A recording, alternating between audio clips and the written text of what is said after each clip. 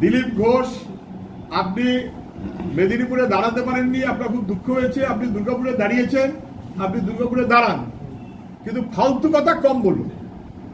মানুষ নিজের মতো করে ভোট দেবে, মানুষ তৃণমূল থেকে নিষ্কৃতি চায়, তৃণমূলের থেকে পরিত্রাণ চায়, মানুষ বিজেপি থেকে রেহাই পেতে চায়। নির্বাচনের ফল 4 জুন প্রকাশ হবে, সেদিন দেখা হবে। চালানোর জন্য তৃণমূল আসেনি ভাই, কিছু মনে করবেন না। মানুষের পরিষেবা দেওয়ার জন্য তৃণমূল না, লুট করার জন্য তৃণমূল।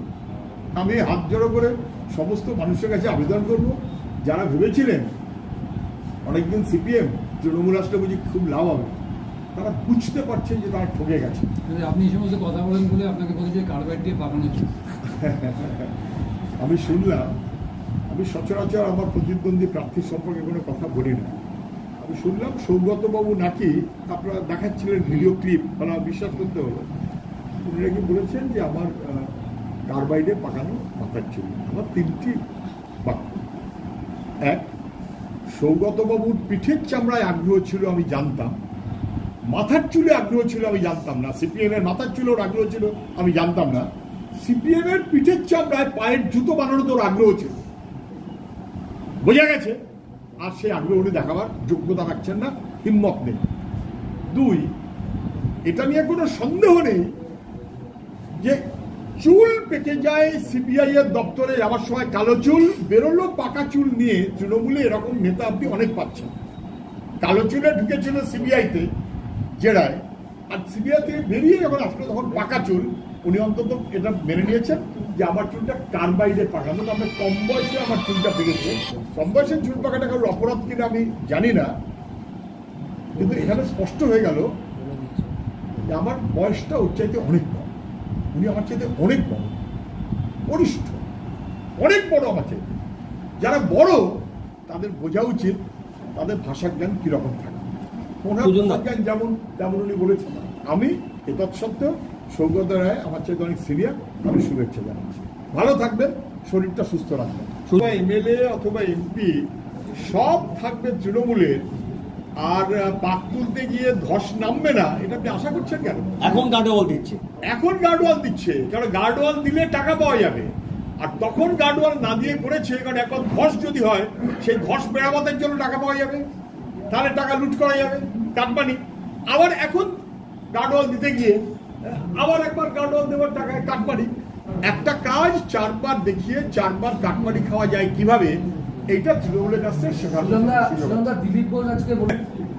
দিলীপ ঘোষ, আপনি মেদিনীপুরে দাঁড়াতে পারেননি, আপনার খুব দুঃখ হয়েছে, আপনি দুর্গাপুরে দাঁড়িয়েছেন, আপনি দুর্গাপুরে দাঁড়ান, কিন্তু ফালতু কথা কম বলুন। তৃণমূলের বিরুদ্ধে লড়াই করেছে সিপিএমটা, লড়াই করেছে বিজেপি।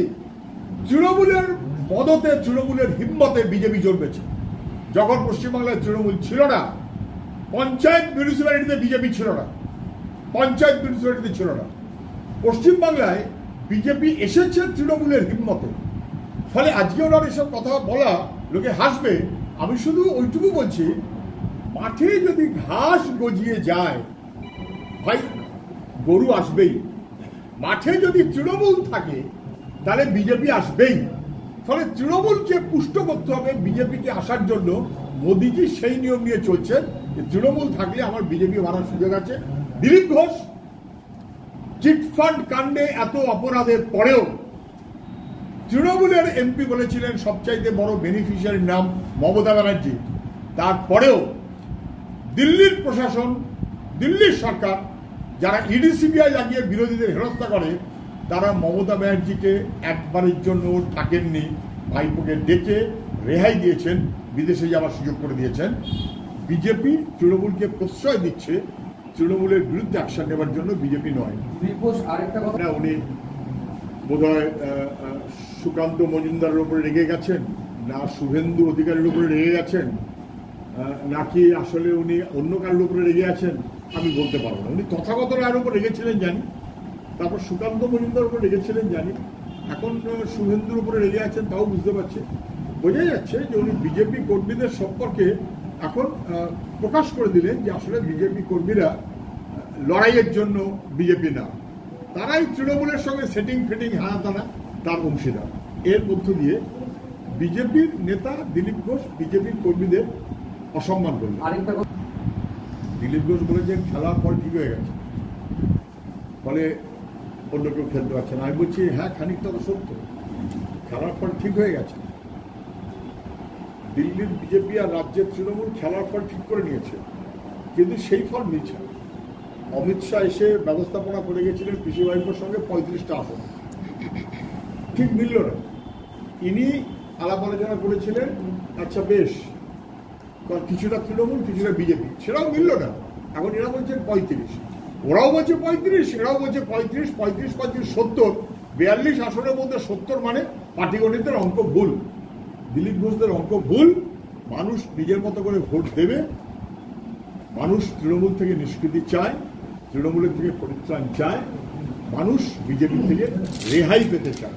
নির্বাচনের ফল 4 জুন প্রকাশ হবে, সেদিন দেখা হবে কত বড় হিম্মত কার, মানুষ বুঝিয়ে দেবে। আজকে শুনছি উত্তর কলকাতায় সেখানে ভেঙে পড়ল, আবার সে প্রমোটার ভেঙে পড়ল।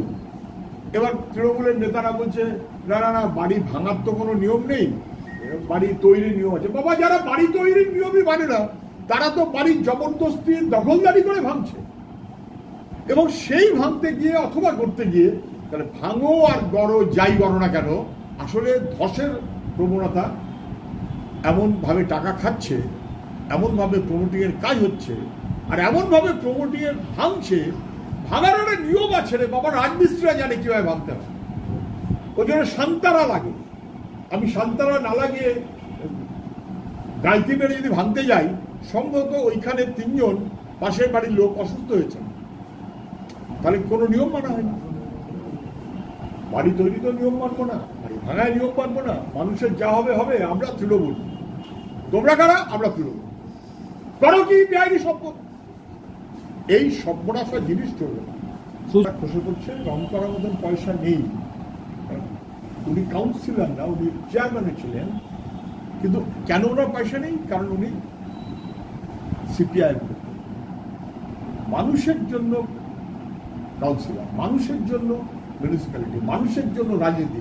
এই হচ্ছে বাম ঘরানা। যান, আজকে যান, সম্ভবত কল্যাণনগর জায়গাটার নাম কি জানো? বন্দিপুর আইডিয়াল একাডেমির উত্তর দিয়ে ভগ্নদশা বাড়িটা, ঠিক বলেছেন, আমি আজ গেছিলাম।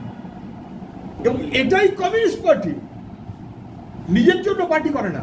আর আপনি একজন যান কাউন্সিলর, কালো কাচের গাড়ি, 1 কোটি 1.5 কোটি 2 কোটি কোনো হাতের ময়লা, বেআইনি সম্পদ, 3টে ফ্ল্যাট, 4টে বাড়ি, 5টা গাড়ি, ফাজলাম হচ্ছে সব। কাউন্সিলর বলছেন আমার কোনো দায়িত্ব নেই। কাউন্সিলরের মাথায় সবচাইতে যার অনুপ্রেরণা, তিনি ওখানকার এমপি।